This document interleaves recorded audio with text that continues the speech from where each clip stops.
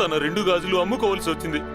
ఈ యాడ్ చూసి మన అందరికి చిరాకు వస్తుంది కదా, but this is one of the primary reason for the oral cancer. నా ప్రాక్టీస్ లో నేను మోస్ట్లీ అబ్జర్వ్ చేసింది ఏంటంటే, ఇది ఎక్కువ కన్జ్యూమ్ చేసేది daily wage workers and truck drivers. But irony ఏంటంటే, పెద్ద పెద్ద స్టార్స్ దీన్ని ఏదో గొప్పగా ప్రమోట్ చేస్తారు. పేషెంట్స్ కి తెలుసు ఇది తింటే క్యాన్సర్ వస్తుందని, అయినా ఇది అలవాటు అయిపోయిందని, ఇది తినకపోతే పని చేయలేమని చెప్తూ ఉంటారు. సో దయచేసి ఈ ఖైనీ గుట్కా తినే అలవాటు మానుకోండి.